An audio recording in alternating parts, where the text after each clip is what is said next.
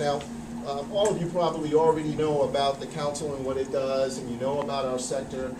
You might not have known that a study was done that showed that, of the $2.6 billion that the Commonwealth puts into organizations like yours throughout the state, that generates another $4.6 billion in revenue through the state.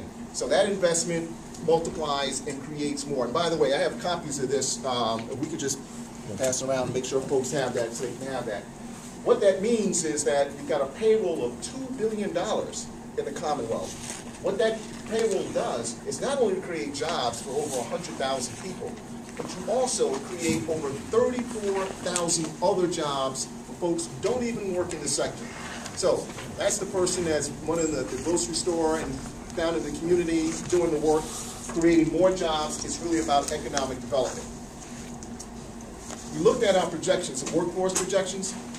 Right now, a study was done by the Donahue Institute that said, in 2006 we had about 97,000 workers. Because of the need that they look at, we're going to need to have 124,000 workers in the sector by the year 2016. You look at that from the quarterly, you see annually where that's going and where the workforce is needed for human services over the years and going through 2009. According to their study, it's about 111,000. But look what we've got here. What you'll see on this chart here that I think will be very interesting, in the light blue is Massachusetts, the pink is United States, and the yellow is Suffolk County. So as you look at the growth from 2003 to 2008, you'll see a 3.5% to 4% increase. When you look at it for the healthcare industry, it's been pretty sizable.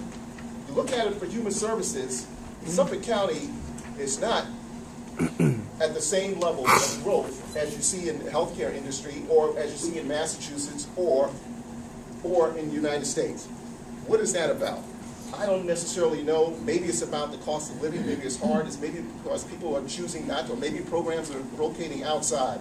But it's something we want folks to pay attention to.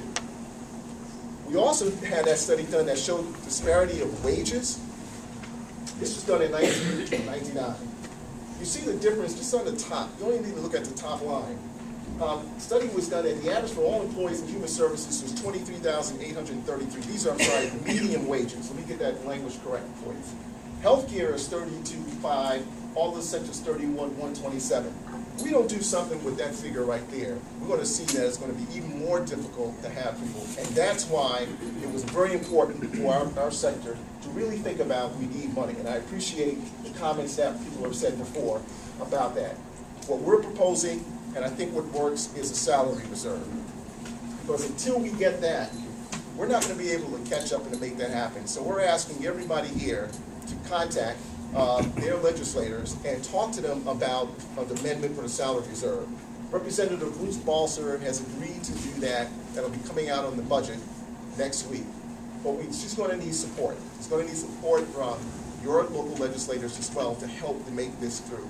And this is money that's going to go to all the direct care workers that are out there, particularly those making under $40,000, the ones that you've heard about, that Mrs. Lopes talked about earlier today. That's going to be an